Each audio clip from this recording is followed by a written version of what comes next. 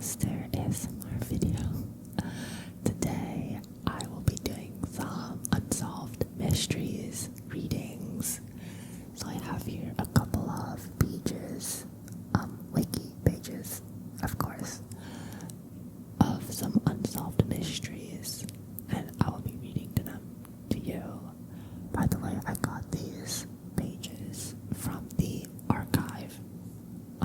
I don't know what it's called. I think it's called just called the archive, and it's like a list of 500 really interesting Wikipedia pages. So if you guys are ever bored or you want to check that out, absolutely, I totally recommend checking the archive out. I will be leaving the link in the description so you guys can take a look at that.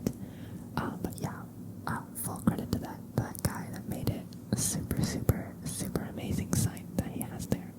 Okay. But yeah, I guess that's pretty much it for my intro. I hope that you enjoyed the video. Thank you so much for being here, for watching, and yeah, I hope you enjoy. Okay, the first unsolved mystery is the 2003 Angola Boeing 727 disappearance. On May 25th, 2003, a Boeing 727-223 airliner registered N844AA was stolen at Quatro de Fevereiro Airport in Luanda, Angola, prompting a worldwide search by law enforcement intelligence agencies in the U.S. To this day, no trace of the aircraft has been found. Okay, so, background information. The incident aircraft was a Boeing 727 airliner manufactured in 1975 and operated by American Airlines for 25 years until 2000. Its last owner was reported to be a Miami-based company called Aerospace Sales and Leasing. The aircraft had been grounded at Quatro de Fevereiro Airport in March of 2002 and sat idle for 14 months, accruing more than $4 million in unpaid airport fees. That's insane. I never even thought about that, but that's so funny. It's like parking fees. Could you imagine a $4 million parking fee? That's crazy. Well, to be fair, it was there for over a year. Anyways, I wonder why they didn't move it. Okay. It was one of two aircraft at the airport that were in the process of being converted for use by Nigerian IRS Airlines. I guess that's the reason.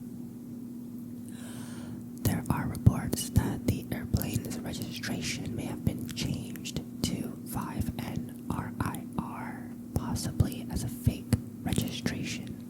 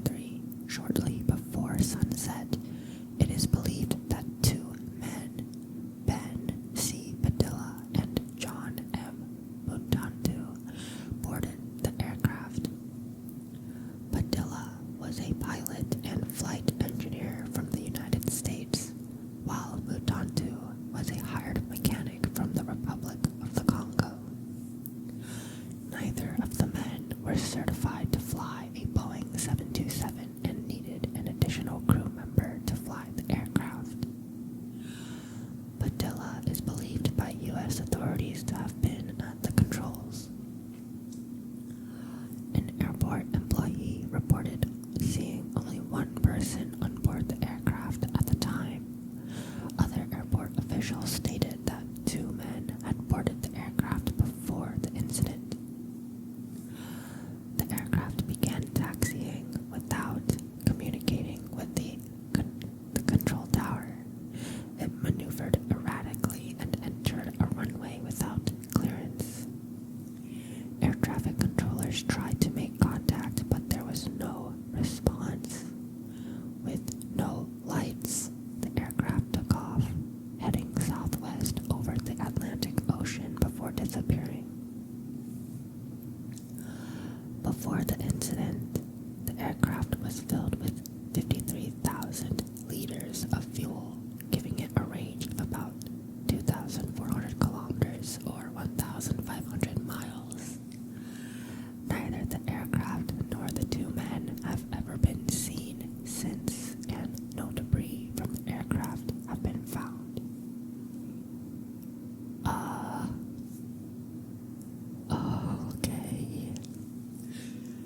Okay, there's some theories about what happened, but before I do that, I have a theory of my own. I think they were just really drunk or something, and they just I don't know if that even makes any sense. What? Were they running away from something? I don't know. This is so weird. I can't believe it's that easy to just steal a plane. Well, I guess they worked at the airport, so it gave them more clearance, but still. Anyways, okay.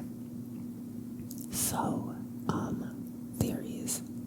Padilla's sister, Benita Padilla Kirkland, told the South Florida Sun-Sentinel in 2004 that her family suspected that he had been flying the aircraft and feared that he subsequently crashed somewhere in Africa or was being held against his will, a theory shared by aerospace sales and leasing president Maury Joseph, who had examined the plane 2 weeks before its disappearance.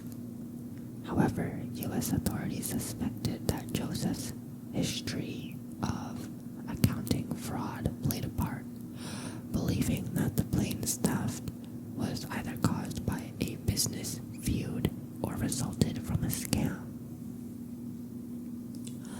In July of 2003, a possible sighting of the missing aircraft was reported in Conakry, Guinea, but was conclusively dismissed by the U.S. State Department.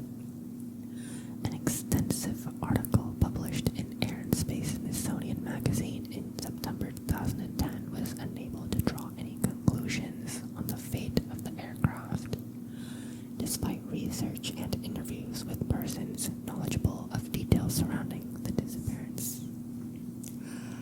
I have never heard of that one.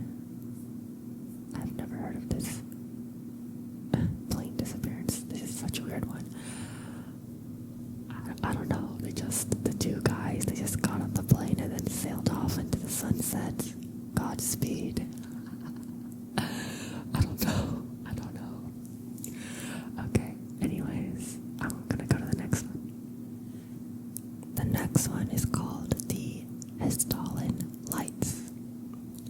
The Hessdalen Lights are unidentified lights which have been observed in a 12-kilometer long stretch of the Hessdalen Valley in rural central Norway periodically since at least the 1930s.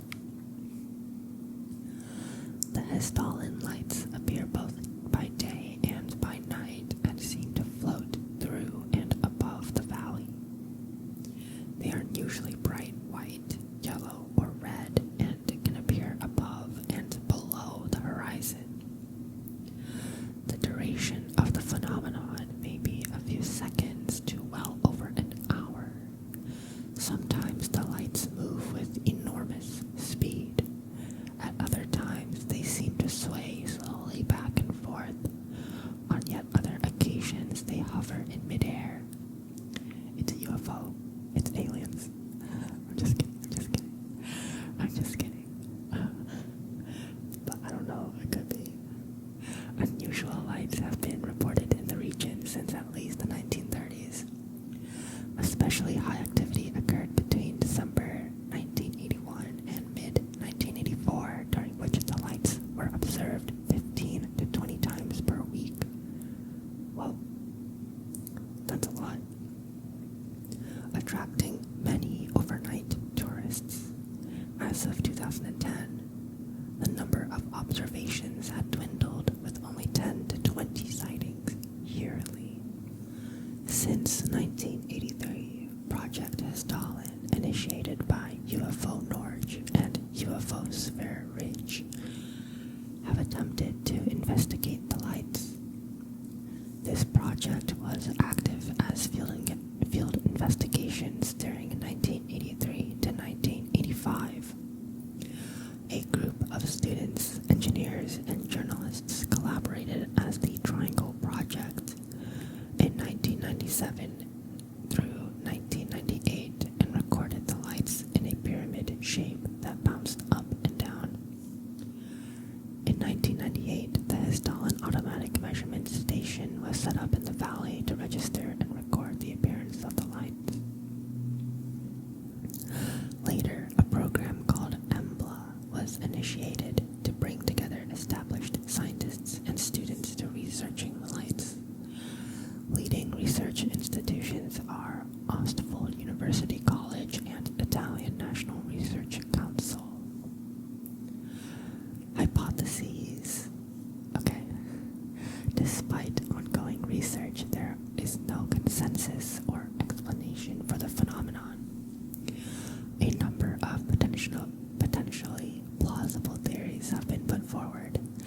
There has been some sightings positively identified as misperceptions of astronomical bodies, aircraft, car lights, and mirages.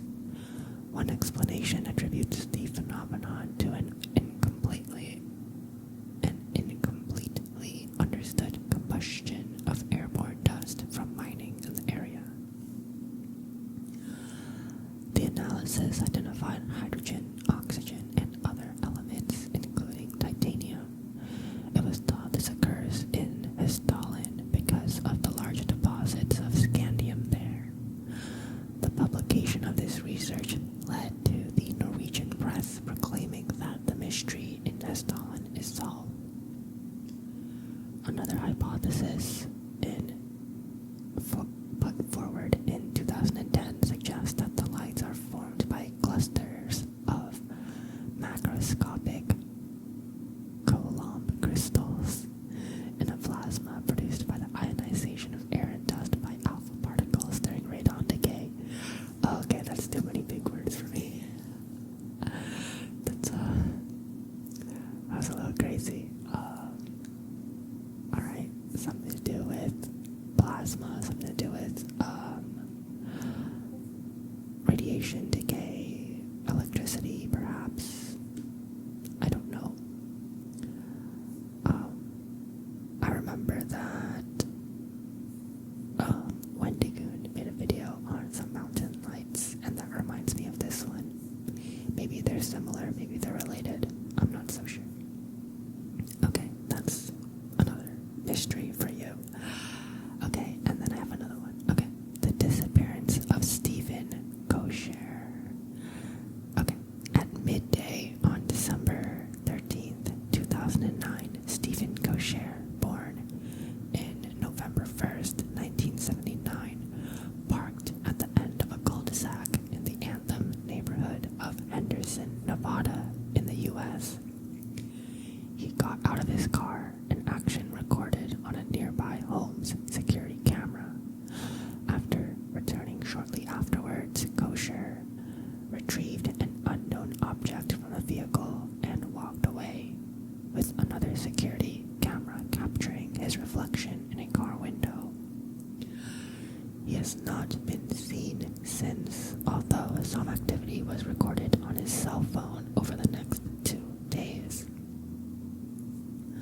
Koecher's absence from his home, work, and church activities in St. George, Utah was not noted for several days.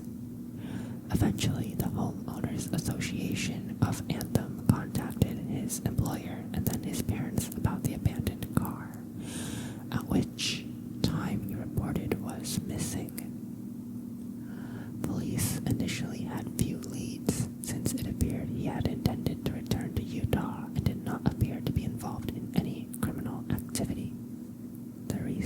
his trip to the Las Vegas area that day has never been determined. His family believes he was looking for work since he could not make the full rent payments on his apartment. Searches in the area around where he was last seen yielded no evidence.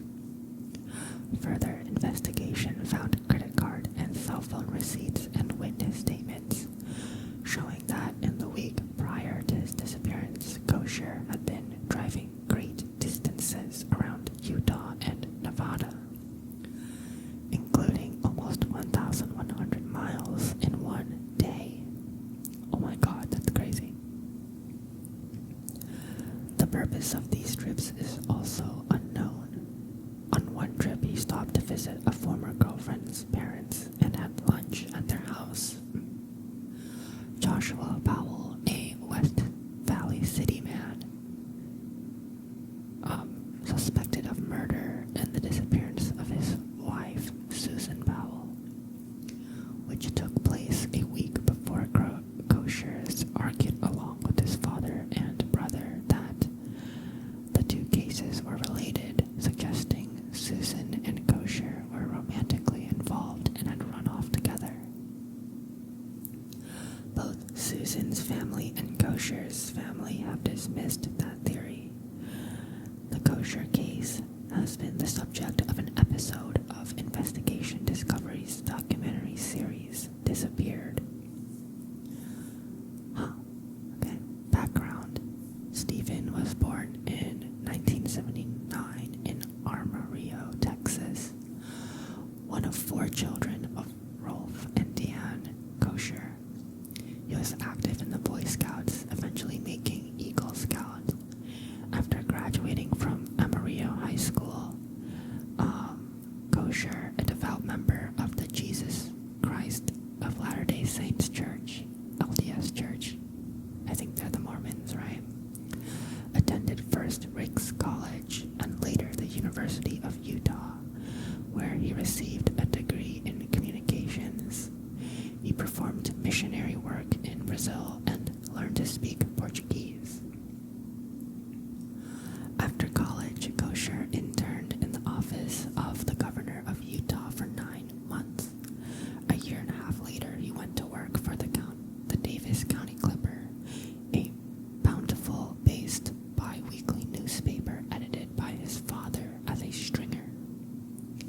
Koecher remained at the Clipper for another year and a half, with some articles he worked on receiving awards from the Utah Press Association.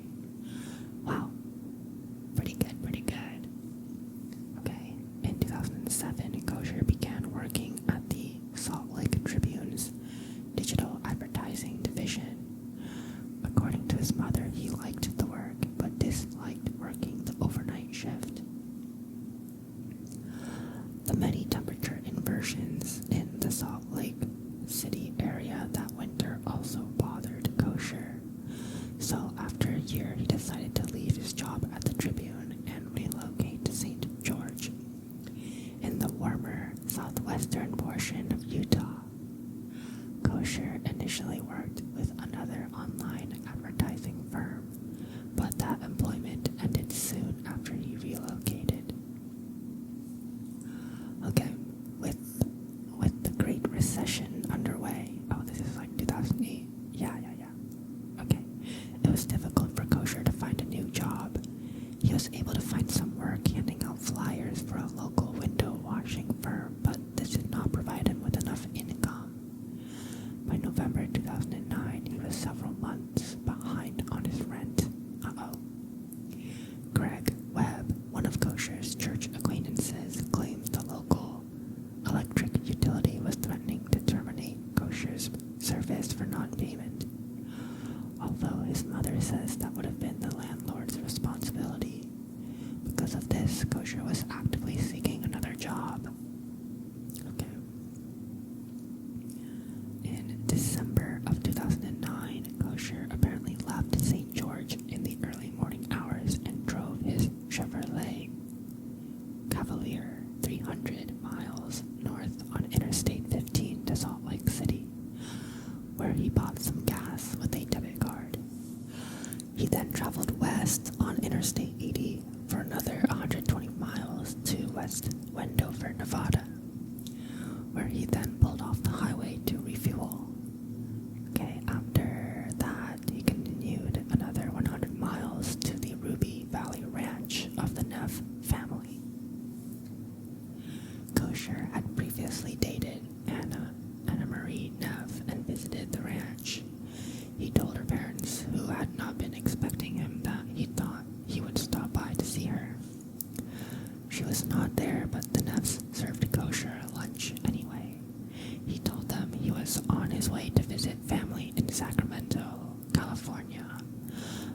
not certain whether he could continue in that direction due to bad weather.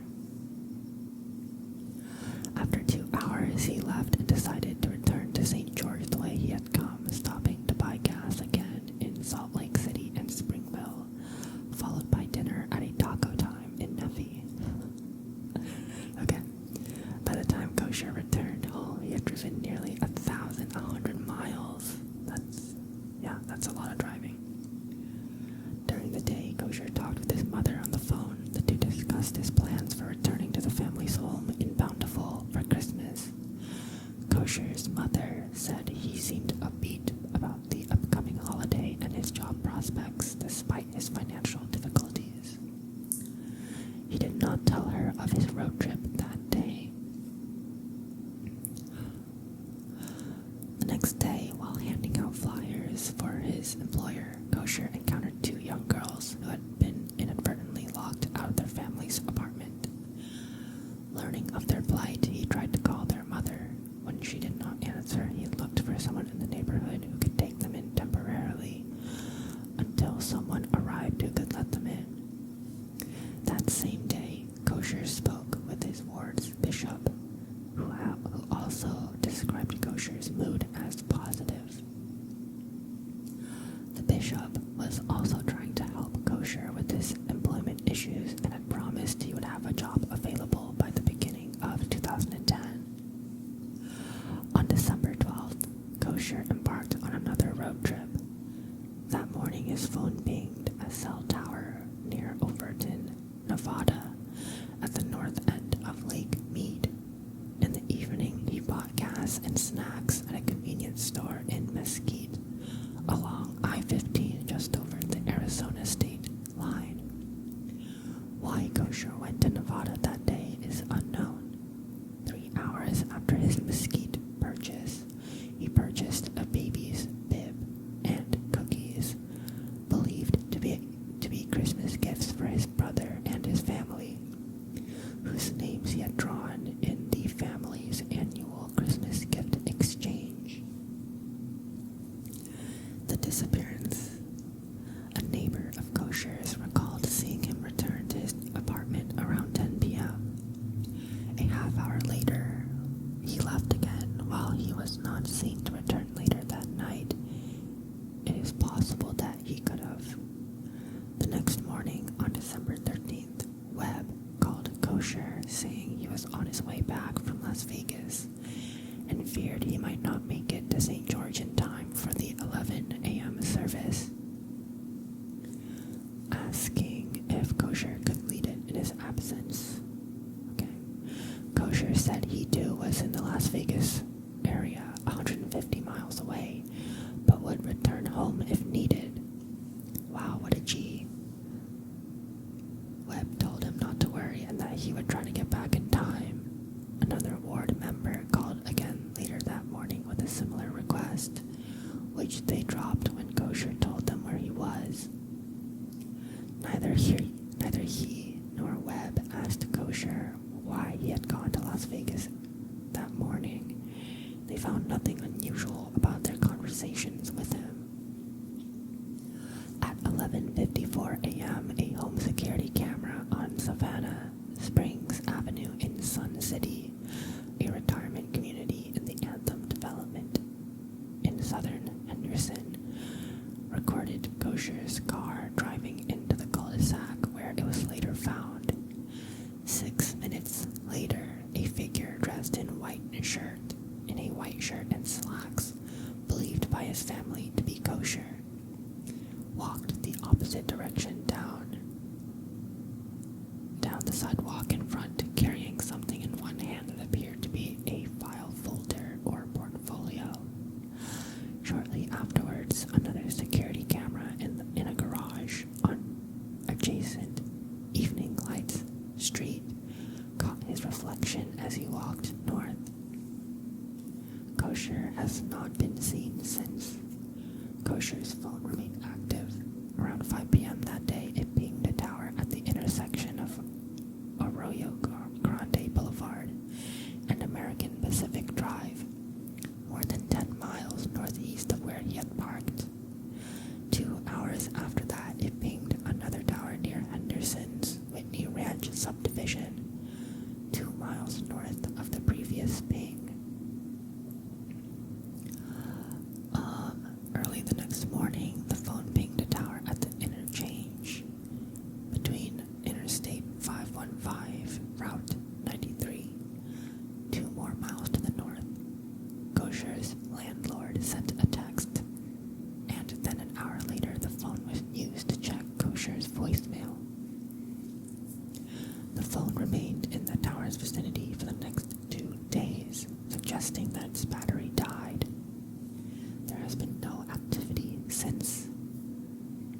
after the last ping, Sun City's Homeowners Association took note of the car at the end of the Savannah Springs cul-de-sac and tried to find its owner. Through the windows, they saw one of the flyers Koecher had been distributing for the window washing company in St. George and called the number on it. Eventually, they spoke with the owner, who gave them Koecher's cell phone number where they left a voicemail.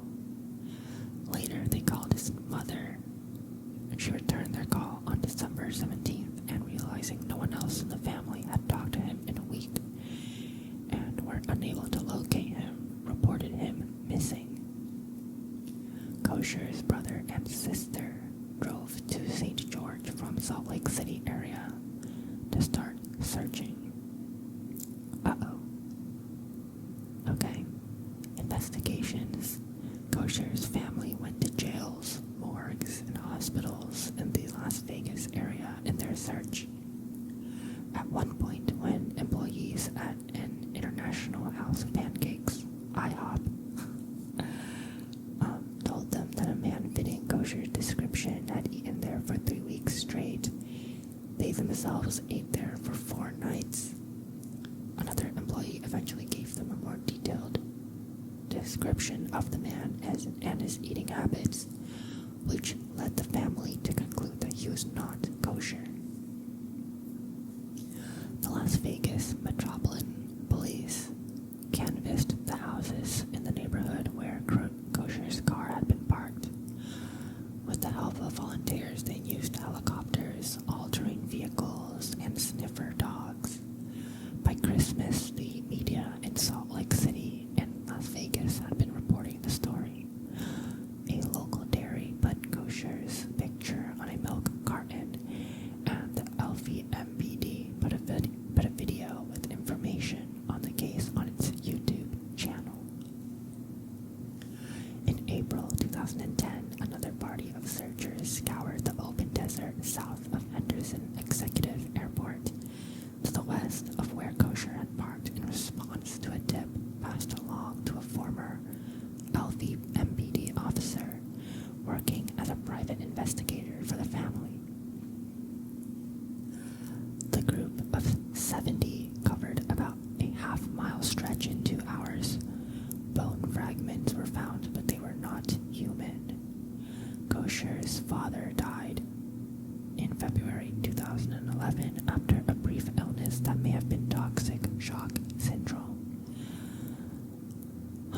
Rolf had, with his wife and family, recently finished filming an episode of the Investigation Discovery Cable Channel's documentary series about Stephen Koecher's case.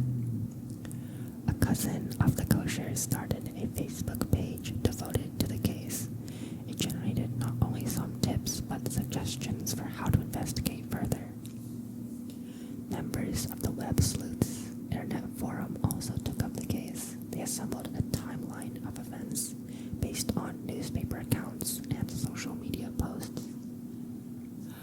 Okay. Alright, yeah. So they continued to search and did not find anything.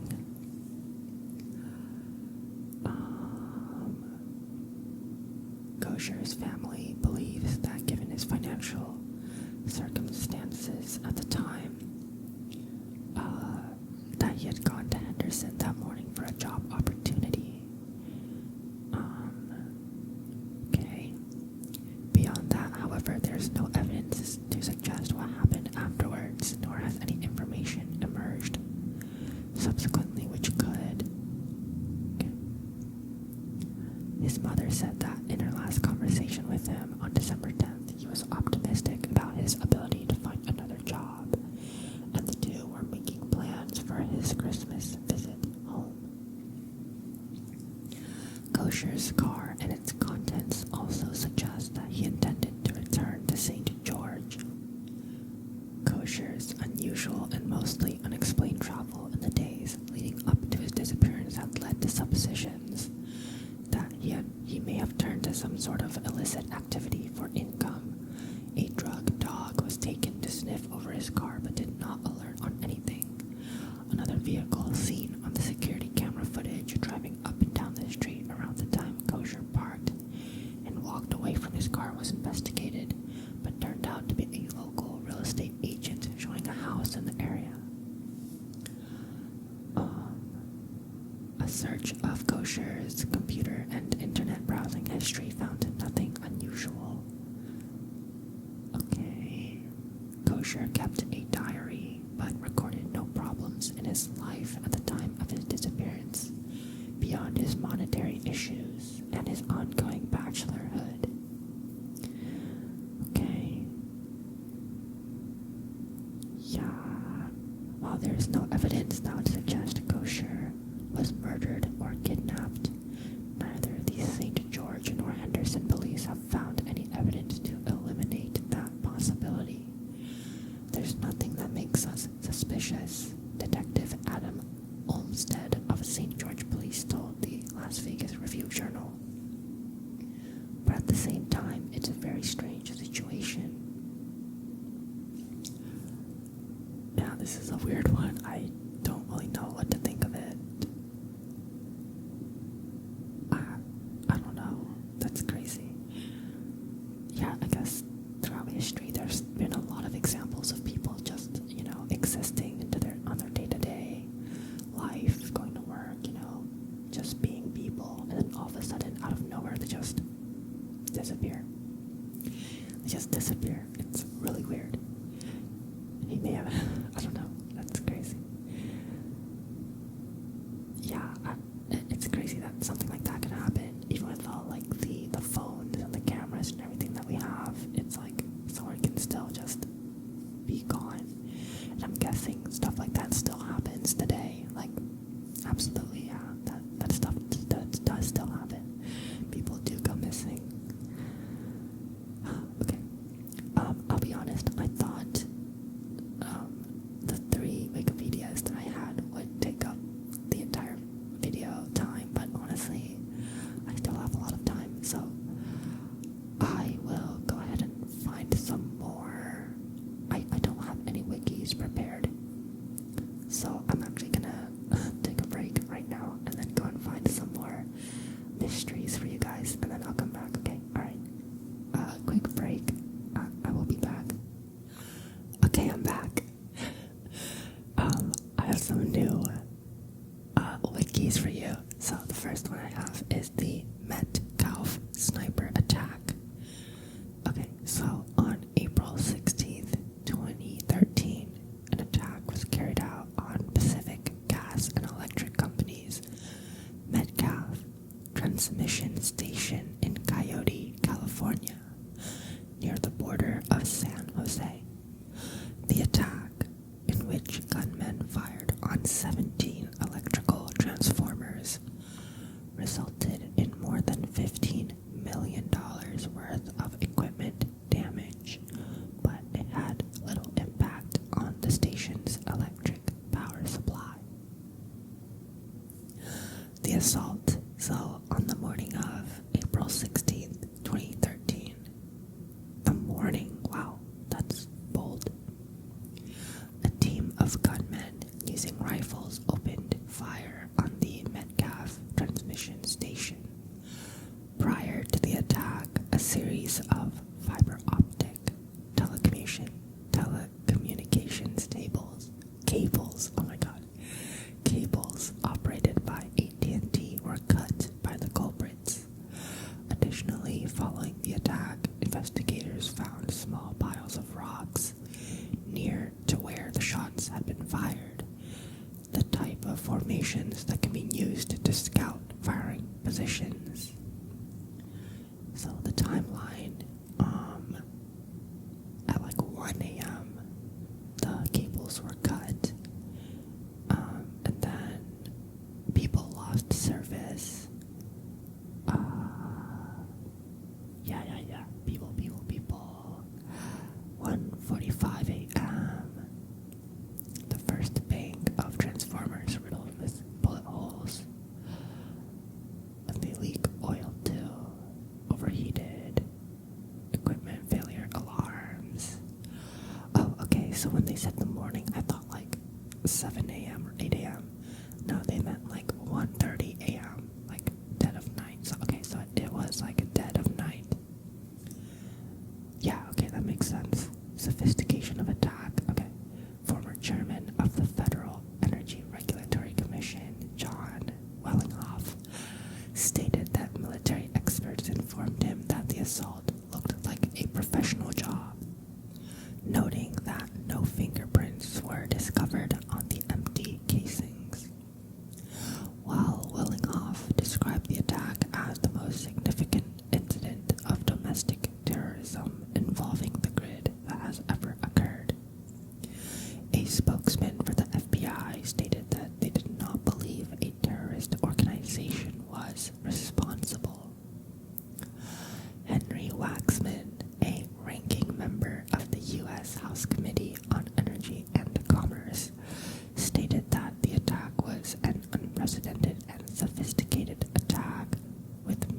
style weapons. Yeah, okay, interesting. 17 transformers were seriously damaged, resulting in $15 million worth of repairs. Though there was no full blackout, they just rerouted the power from nearby power plants.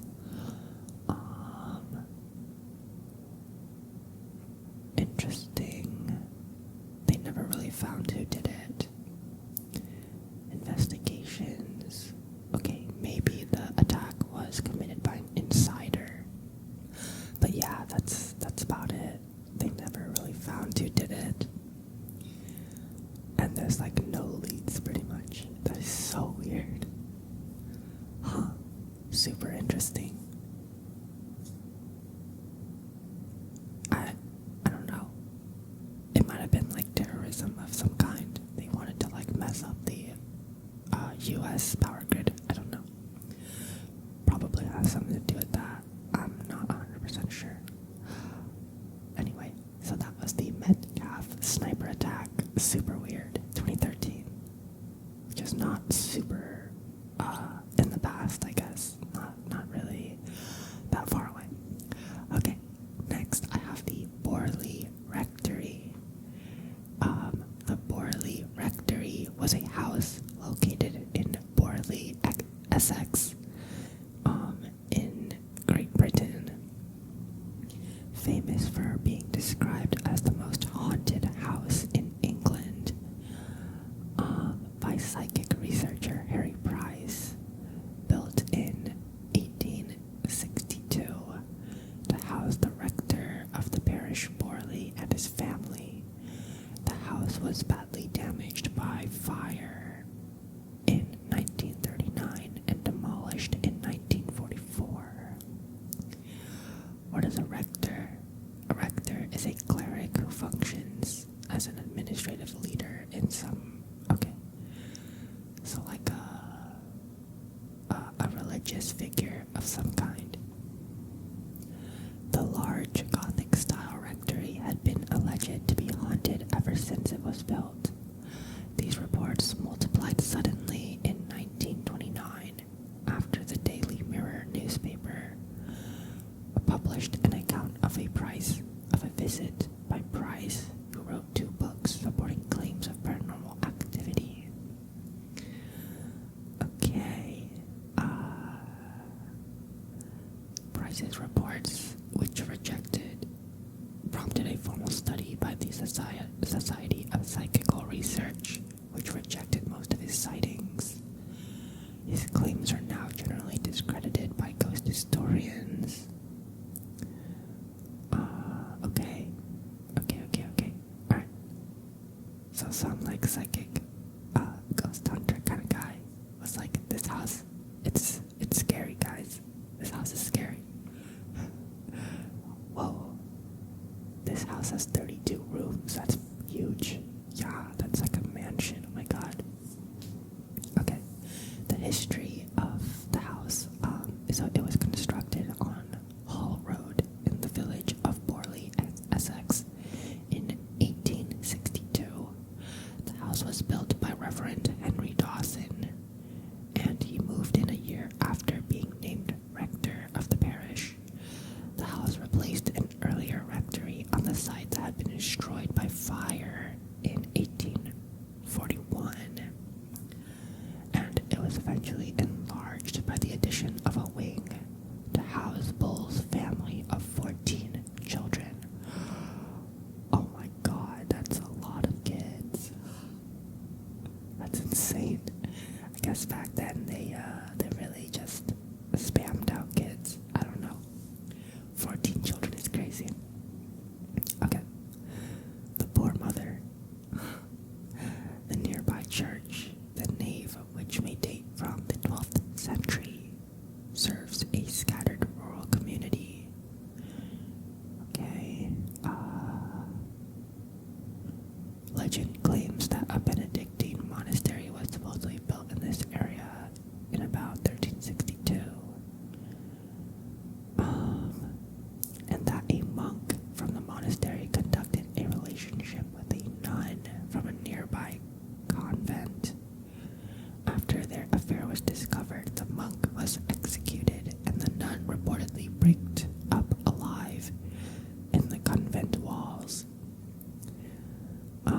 legend was debunked in 1938 as it had no historical basis. Okay.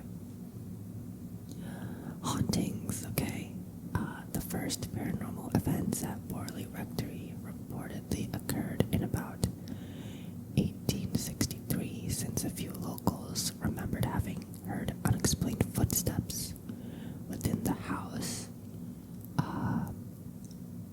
On July 28th of 1900, 4 of Bull's daughters saw what they thought was a ghost of a nun at twilight, about 40 yards from the house. They tried to talk to it, but it disappeared as it got closer, or as they got closer. Okay, I don't know if, like, the kids back then were built different, but, like, Jesus Christ, I would not try to talk to a strange figure in the distance. Like, this was at nighttime. They saw a weird ghost, and they were like, hey, let's get closer and try to talk to it. Like, I would not be doing that. I would not be doing that. Okay, local organist Ernest Ambrose later said that the Bull family were very convinced that they had seen an apparition on several occasions. There are also many puzzling incidents, such as a phantom coach driven by 2 headless horsemen during the next 4 decades. Bull died in 1892, and the son, the Reverend Henry Bull, took over the parish. Okay. Upon Harry Bull's death, the Borley Rectory became vacant. The Reverend Guy Eric Smith moved into the house after cleaning out a cupboard. They reportedly came across a brown paper package containing the skull of a young woman. Shortly after, the family reported a variety of incidents, including the sounds of servant bells ringing despite being disconnected, lights appearing in windows, and unexplained footsteps. Okay. Interesting. Okay, then Henry Price now shows up. He arrived on the 12th of June. So it's like they're doing some ghost hunting stuff. They called the ghost people to help them out. And he immediately found a new phenomena, such as the throwing of stones, a vase, and other objects. Spirit messages were tapped out from the frame of a mirror, and as soon as Price left, these occurrences ceased. Smith's wife later maintained that she suspected Price, an expert conjurer, of falsifying the phenomena. Okay. More bell ringing, windows shattering, wall writing, and the locking of Adelaide in a room with no key. Wow, this is like some straight up like exorcism stuff. What's that movie? That series of movies. The Conjuring. Oh my god. Yeah. This is like totally The Conjuring. That's crazy. Yeah, this is like totally The Conjuring type stuff. It still exists, by the way. The house does still exist, though it was destroyed by a fire. Though a lot of the house was built by brick, so you can still see the brick that is left over. But like the roof of the house and all the windows are like gone and all that. But it still does exist, I guess, because there's like a picture, like a recent picture of it. Yeah. Okay. So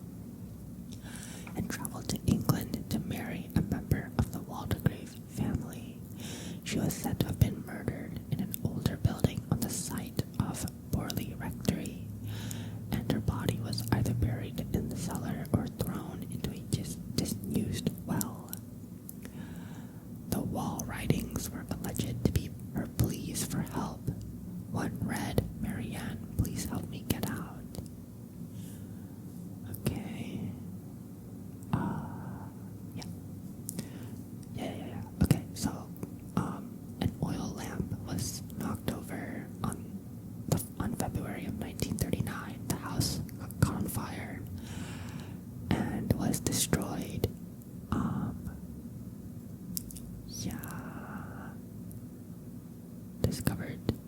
They discovered bones in the cellar of the house after it was destroyed. And yeah, there's actually a movie about this. There's some films. I guess they're small films, but yeah, there's like an animated film called Borley Rectory, the most haunted house in England. And The Ghosts of Borley Rectory is another feature film released in 2021, so these are actually quite recent. Interesting. Okay. Alright, so yeah, spooky house. It reminds me so much of like The Conjuring, like of the stuff that's happened.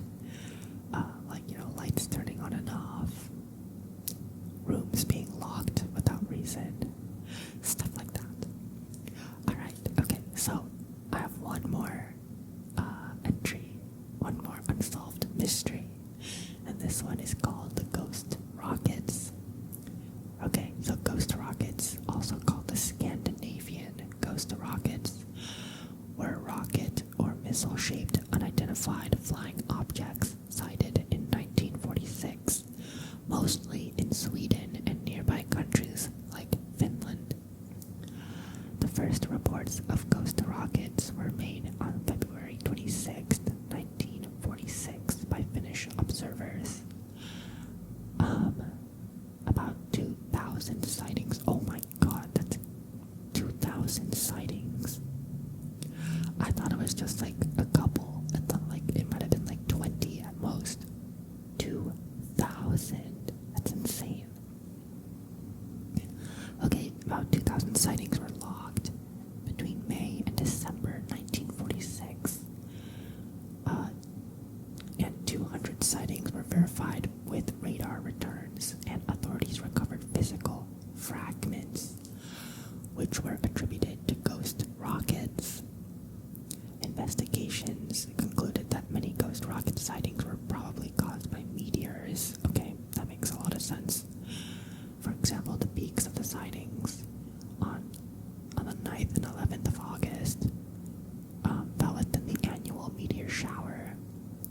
However, most ghost rocket sightings did not occur during meteor shower activity and displayed characteristics inconsistent with meteors, such as reported maneuverability.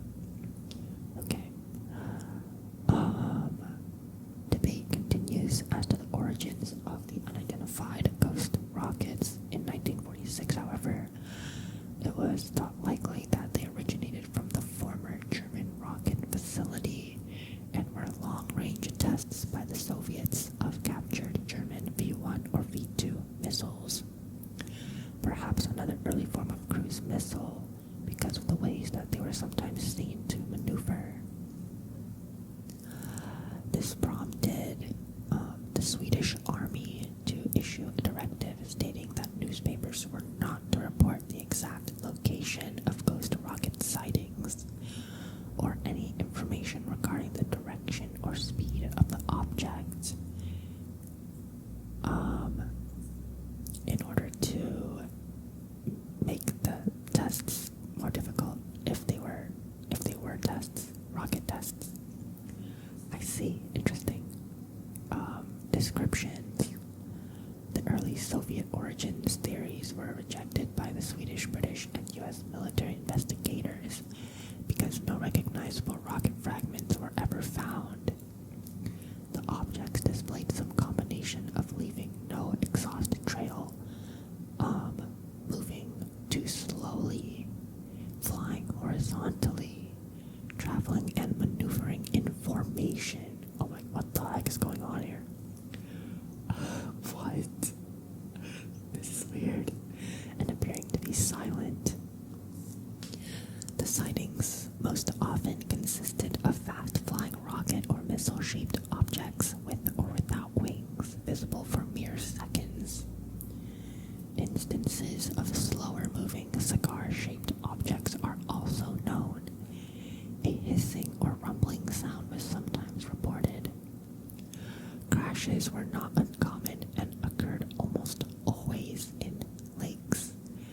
reports were made of objects crashing into a lake, sometimes then propelling themselves across the surface before sinking. The Swedish military performed several dives in the affected lakes, but nothing was found other than the occasional craters in the lake bottom or torn off aquatic plants. That is super odd. That is so weird. They found absolutely nothing. Well, maybe if they were like bombs, like if the rockets were actually like bombs, then when they hit the lake, they would have exploded, and so there wouldn't have really been much to find. But still, I feel like, I don't know.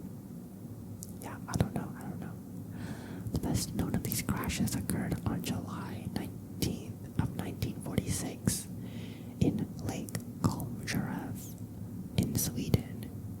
Witnesses reported a gray rocket-shaped object with wings crashing in the lake.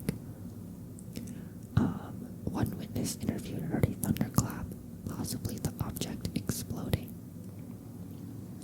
However, a 3-week military search reported nothing. Okay. He stated that, after the investigation, they had a report that stated that the bottom of the lake had been disturbed, but nothing was recovered. There are many indications that the Koecher object disintegrated itself. The object was probably manufactured in a lightweight material, possibly a kind of magnesium alloy that would disintegrate easily and not give indications on our instruments. Interesting.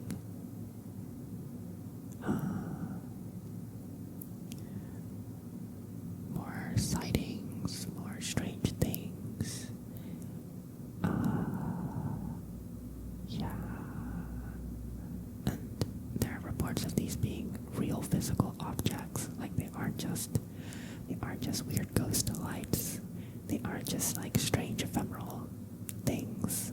They're actual objects. They see them like moving across the sky with wings sometimes.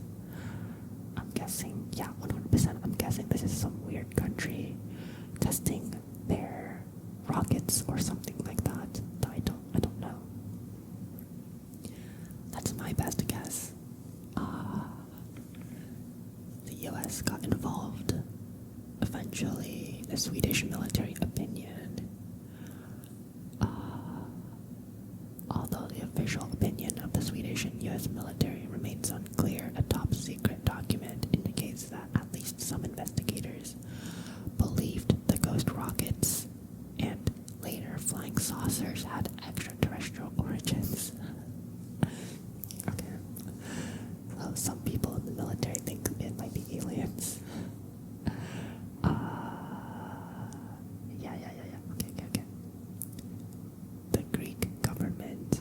Interesting. The Greek Prime Minister reported a number of projectiles being seen over Macedonia and Thessaloniki on September 1st. They were also seen in Portugal, Belgium, and northern Italy. Whoa. That's a lot of places.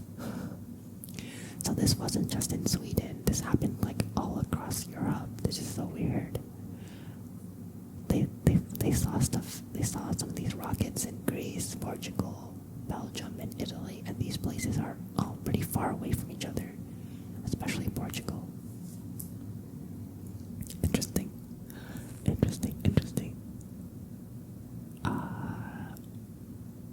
I don't know. And that's the whole of it. That's it. To this day, I guess they are still a mystery. We don't know what they are. We still don't know where they came from, who did that. Very weird. Okay, well, I guess that'll be it for this video. Yeah. I really hope that you enjoyed the video. I hope you saw these mysteries as being really interesting. I thought they were. I especially liked the what is it?